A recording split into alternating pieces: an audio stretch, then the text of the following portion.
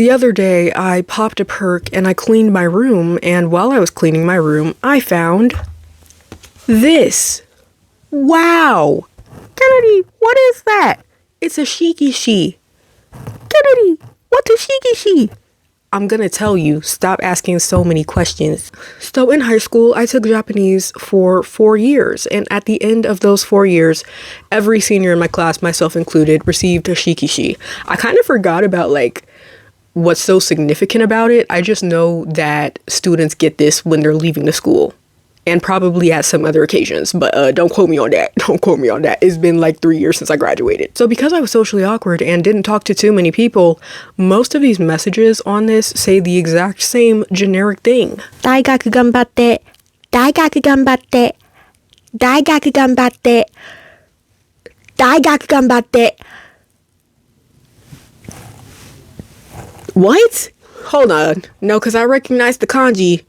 大学を Tanoshin dene. Oh yeah, have fun in college. Woo, chow, that sentence threw me for a loop. So if it was not obvious, daigaku means college and ganbatte means do your best. As you can tell by the title, I did not ganbatte at daigaku. Spoiler alert, I actually dropped out within a month. So today we're going to be talking about why that happened and my plans for the future, because I do want to go back to college. Let me very quickly give you some background into my life. As a wee tot, as a child, I did like school. I liked learning. I liked reading. I was in the gifted program, aka the neurodivergent kids program. Everybody in that bitch was autistic. Everybody in that bitch was autistic, had ADHD, had something going on. I've never seen a neurotypical person come out of that program. Just saying. But you know how you would do that thing where you read the books and then you take a little test and then at the end of the year you get a pizza party? I was fucking up them AR tests bad. I was in them pizza parties bad. Okay? I think a lot of people assumed that I was smart when I was younger because I liked to read. My intelligence has really been maybe above average at best. I was reading a lot because I wanted to escape reality. When I think about how much I read, in hindsight, it becomes very obvious that I had ADHD because reading to me then is like doom scrolling now. I was just looking for any kind of escape for my mind, and I found it in books. And then later on, when I grew up and got a phone, I found it in social media. Granted, social media has definitely been more detrimental to my mental health than reading books. It is what it is. Despite me thinking that it was obvious that I had ADHD, I would end up going through elementary school, middle school, and high school with no kind of help or diagnosis. I would only get diagnosed when I was 18 years old. Yet somebody finally caught it, and that somebody was my therapist. I was telling her about how I was struggling socially and about how I was struggling in school. My grades were fine, but me personally, I was having trouble focusing. I was having trouble completing work on time. And she was like, you should probably get that checked out. And so I did. And when I got checked out, they were like, yeah, you got ADHD, amongst a bunch of other things. Not a day goes by since I've gotten diagnosed that I don't think about how much easier life would have been if it had gotten caught earlier. But I can't really do anything about the past. So I gotta stop thinking about that. So senior year of high school was when my ADHD and depression were affecting my ability to function in school. I remember at least twice a month, I would have these insane breakdowns, these insane emotional breakdowns where I would be sobbing for an hour. I would just be inconsolable. I could not calm myself down. And I didn't know what was wrong at the time. But in hindsight, it was probably my body being like, bitch, you need a break. You need help. You need something because this isn't working for me. I haven't had consistent emotional breakdowns like that since high school. So I'm assuming the problem was the environment. But also while this was all happening in high school, while I was dealing with my mental issues, pretty much all of the adults in my life were pressuring me into going to college, which makes sense. It's senior year. I had decent grades. I could have gotten into a good school. So, yeah, they wanted me to go to school because that's the logical next step for a young adult. I was adamantly against going to college because I knew myself well enough to know that I was not mentally stable enough for that. I knew it. Deep down, I was like, I need a gap year. Gap years, in fact.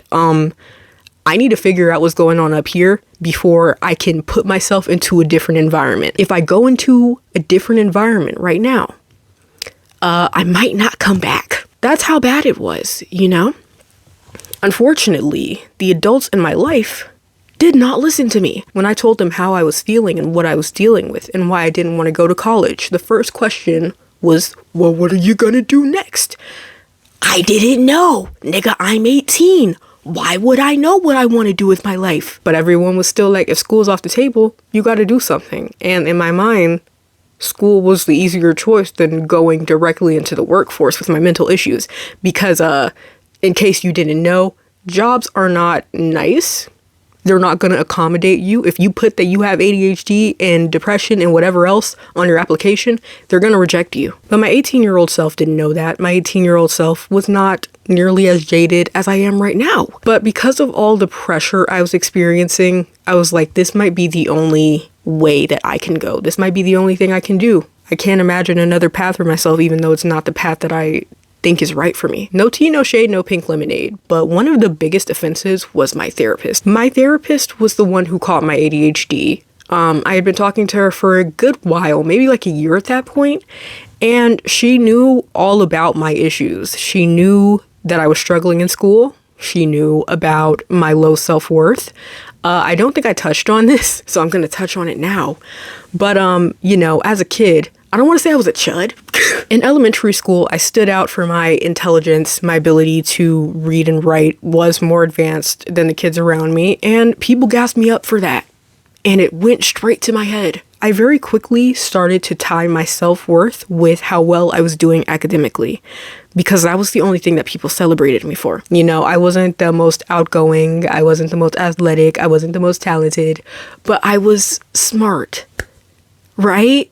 Wrong. I get to middle school and suddenly I am very average. Not only am I very average, I'm actually below average. I'm failing the fuck out of a few classes.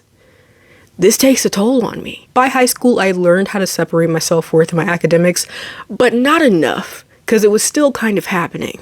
So, I go to my therapist. And I tell her about it. I tell her about how I'm struggling in school. I tell her about how it makes me feel less than, that I can't keep up with other kids and blah, blah, blah. And I'm telling her all of this, right? I'm also telling her that I'm incredibly depressed. I'm very mentally unstable. And now that it's senior year, I'm telling her that I'm thinking about a gap year. And you want to know what she tells me?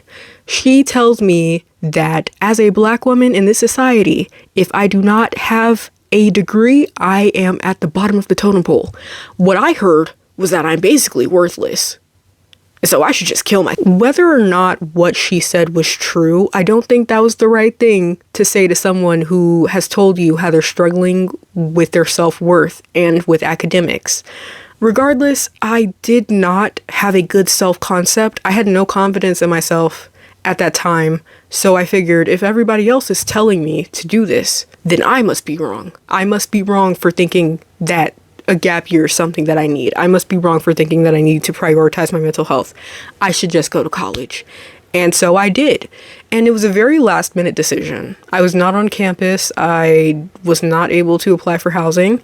It was literally a week before classes started that I went and did the whole enrollment process. I remember the first day of school, I opened up my laptop, I read the syllabus for one of my classes, and I immediately started sobbing.